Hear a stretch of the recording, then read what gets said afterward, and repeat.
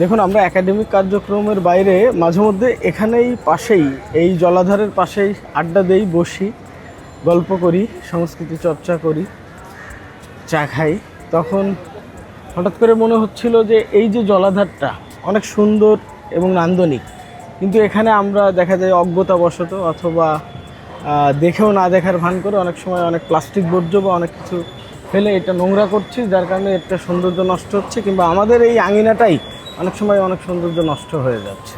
যার কারণে আমরা চিন্তা করলাম যে আমাদের নেতা জনাব তারেক রহমান, মাননীয় প্রধানমন্ত্রী, উনি বলেছেন সপ্তাহে একটা দিন, অন্ততপক্ষে সপ্তাহে একটা দিন বা শনিবার ছুটির দিনে আমরা আমাদের আশপাশ বা বাড়ির আঙিনা বা আমাদের বসবাসের জায়গা বা আমাদের চলাফেরার জায়গাটাকে পরিষ্কার পরিচ্ছন্ন রাখি।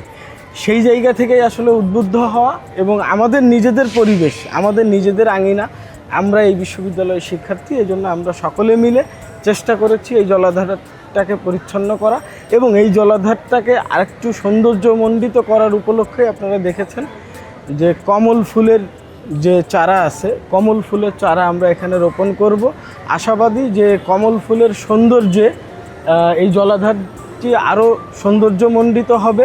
যেমনটি আমি বলতে পারি যে বিশ্বের অনেক দেশই কিন্তু এই ধরনের অর্নামেন্টাল প্লান্ট রপ্তানি করে অনেক বৈদেশিক মুদ্রা অর্জন করে।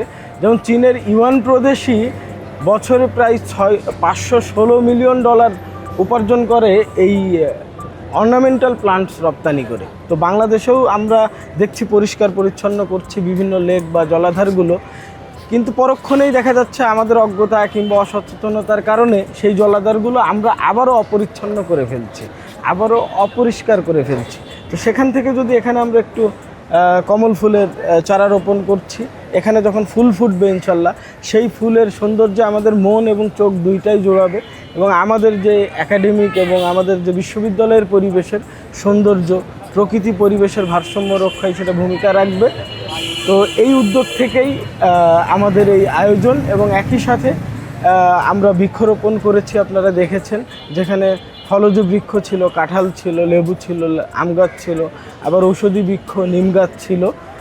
পরিবেশ, প্রকৃতি এবং প্রাণ প্রকৃতির প্রতি আমরা সদয় হই, এটাই আহ্বান